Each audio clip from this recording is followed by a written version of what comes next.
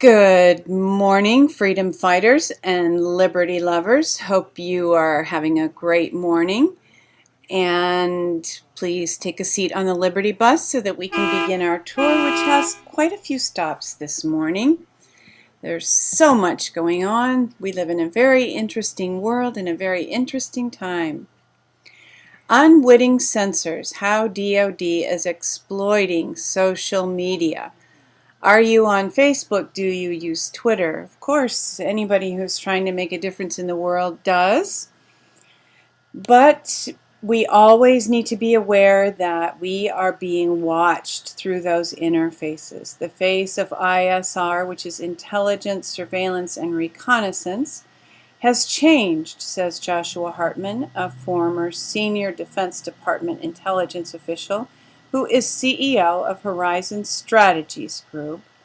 Open source and crowdsourcing information is a critical component of intelligence, surveillance, and reconnaissance. And there are companies, if you read the article, you will become aware, who take what they call a fire hose of information from social networking and build models and other ideas about how people might behave. And of course, also, they're watching us individually.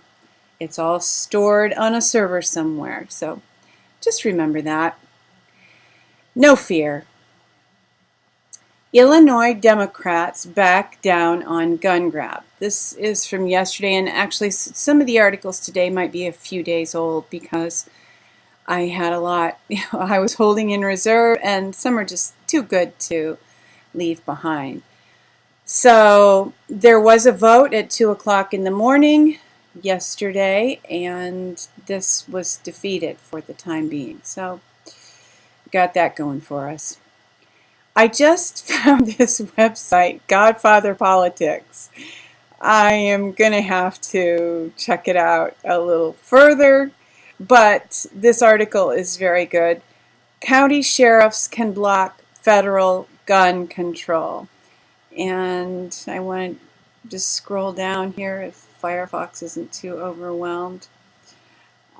Somewhere in here, there is a quote that says that only sheriffs can implement gun control.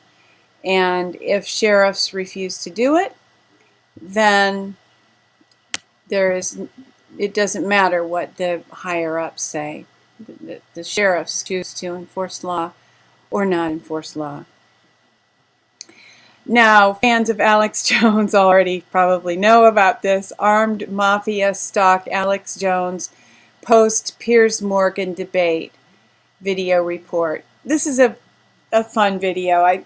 Alex was concerned about hitmen taking him out while he was in New York, and I'm sure that was a very real possibility. I'm sure they do hate him as much as he believes they do. This is an entertaining video, though, and I'm sure Alex knows that we would be entertained, and he ends by saying that he loves us. And Alex, we love you too. God keep you and protect you. Here's a little local news from the San Francisco Bay Area where I happen to find myself. Marin carpool lane violator says corporation counts as passenger. This is humorous, and I partly included it because living in the Bay Area, we have such a thing as Spare the Air Days. And on Spare the Air Days, it is illegal to have a fire in one's fireplace. And today is a Spare the Air Day. It's foggy here. I believe the sun is going to come out a little bit later. But no matter how cold it is, we are not allowed to burn our fireplace for this 24 hours. And this is, I bring it up because, yeah, it's a bummer, but this is not a county law, this is not a state law, this is not a municipality law. This is an ABAG law, Bay Area Government. Area government is not constitutional, and This means anywhere you live in the Bay Area, you cannot burn an open flame today. Now, I am concerned about air quality, so on and so forth.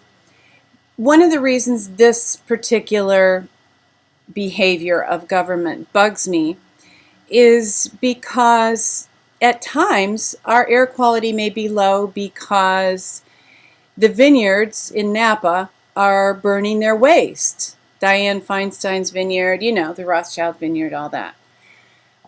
They burn vineyard waste, and that creates smoke over the area. So they get to burn their waste, and that creates bad air quality, so I can't burn my fireplace. Go figure. That's what you get with area governments. Not even Orwell could make this up. John Holdren, Obama's science czar, says forced abortions and mass sterilization needed to save the planet. I think I will reserve comment on that since I have already offered so much comment this morning. Trying to give you a good tour for your money, but I don't want to take too much of your time. Pretty damning statistics, hospitalizations, and mortality rates regarding vaccines. There it is. And just so nobody misses out on the fun, police take newborn after mother refuses Hep B vaccination. Lawsuit and trial follows. If you have children, I hope you will find a way to resist having them vaccinated. One way is to arm yourself with an agreement that demands that your doctor accept responsibility for any health issues that your child has as a result of any vaccinations that they receive. So if your healthcare provider is willing to accept full financial responsibility for any fallout from a vaccine, then maybe they really do believe that it's a good thing. If they won't sign it, that's a pretty good reason to not get the vaccine. My guess is they won't sign it. There are other ways to resist that. That's just one. House resolution introduced to remove presidential term limits. Are we moving toward a dictatorship, or did I blink? U.S. government using terrorism against the American people. Boy, somebody must really want to get in touch with me. I'll blast through this and then I'll call them back. So this article is about self-censorship in the press and how people in the press are afraid to write too much truth because there might be fallout. John Rappaport has yet more information about Sandy Hook, and this has to do with the Batman movie. There's this link, of course, the map that's pointed at. And also in Connecticut, one of the people who worked on the film was killed in a car accident several months ago. So just another interesting link here. There are just a lot of puzzle pieces, a lot of mystery. Interesting. It's like a sweater, as Pee Wee Herman said, that you keep knitting and knitting and knitting. But somebody else is pulling it apart as you're knitting. Or maybe I have that backward. Anyway, great analogy, right? 10 banks settle foreclosure charges for $8.5 billion. I like to end on a positive note.